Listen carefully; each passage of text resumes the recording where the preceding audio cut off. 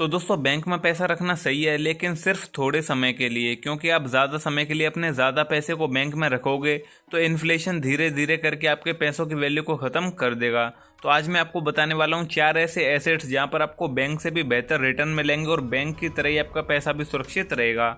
तो सबसे पहले समझते हैं कि इन्फ्लेशन क्या है और ये कैसे करके आपके पैसे की वैल्यू को ख़त्म कर रहा है। तो मान के चलिए, अगर आप अपने बैंक के सेविंग अकाउंट में अपना पैसा रखते हैं और उस पर आपको 2 से 4% के बीच में रिटर्न मिलता है, लेकिन जो महंगाई है, जो इन्फ्लेशन है, उसका रेट है 6 से 7%। यानी कि आपका पैसा 2 से 4% की तेज़ी से बढ़ रहा है, लेकिन जो महंगाई है वो भी 6 से 7% की तेज़ी से बढ़ रही है। तो मान के चलिए पूरे साल में राशन पानी से लेकर आपका पूरा खर्चा 1 लाख रुपये बैठता है साल का।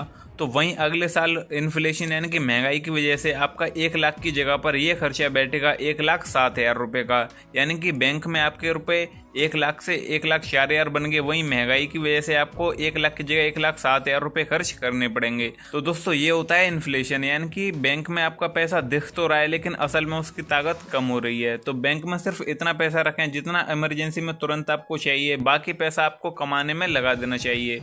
तो आज की इस वीडियो में आपको 4 ऐसे एसेट्स के बारे में बताने वाला हूं जहां पर आप अपने पैसे को निवेश करेंगे तो आपको बैंक से अच्छा रिटर्न मिलेगा और आपके पैसे भी सेफ बने रहेंगे। तो सबसे पहले एसेट की बात करें तो वो है एसआईपी। तो दोस्तों आप एसआईपी के जरिए हर महीने थोड़ा थोड़ा पैसा लगाकर एक फंड बना सकते हैं, जिसे हम इक्विटी म्यूचुअल फंड्स भी कहते हैं। ये आपको 10 से 15% का रिटर्न दे सकते हैं लॉन्ग टर्म में। ये बैंक से कई गुना ज़्यादा होता है और हाँ, यहाँ पर थोड़ा सा रिस्क होता है, लेकिन लॉन्ग टर्म में मार्केट ग्रो करता है और आपका पैसा पूरी तरह से सुरक्षित रहता है। और बैंक में आपका पैसा 2 से 4% की रेट से बढ़ेगा और यहाँ पर आपका पैसा 10 से 15% की रेट से बढ़ेगा। तो चलिए दूसरे एसेट की बात करें तो दूसरा एसेट है गोल्ड, लेकिन नए तरीके से। पहले आप हमेशा से फिजिकल गोल्ड खरीदते आए हैं, लेकिन उसको खरीदने और बेचने में आपको जीएसटी और जो सुनार होता है उसके मेकिंग के चार्जेस भी देने पड़ते हैं। तो इसी का एक बेहतर और इसका बेस्ट ऑप्शन है डिजिटल गोल्ड, गोल्ड ईटीएफ्स और सॉवरेन गोल्ड।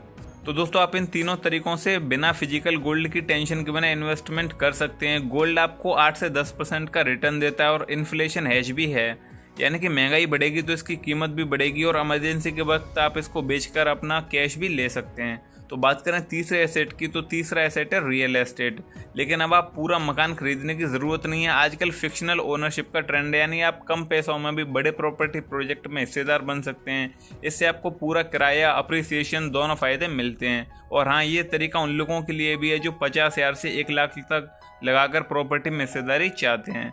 तो दोस्तों बात करें चौथे एसेट की, तो चौथा एसेट है स्टॉक मार्केट। अगर आप थोड़ा सीख लें तो डायरेक्ट शेयर में निवेश करने से पावरफुल एसेट बना सकते हैं। भारत में इन्फोसिस, टीसीएस, रिलायंस जैसी कंपनियों ने लॉन्ग टर्म में जबरदस्त रिटर्न दिया है। शुरुआत छोटे अमाउंट से करें और एसआईपी की तरह निवेश करते रहें। तो इसी तरह के और भी वीडियोस देखने के लिए सब्सक्राइब करने के बाद बेल का बटन भी जरूर दबा दीजिए। तो मिलते हैं अगली वीडियो में। आप सभी को मेरी तरफ से जय हिंद।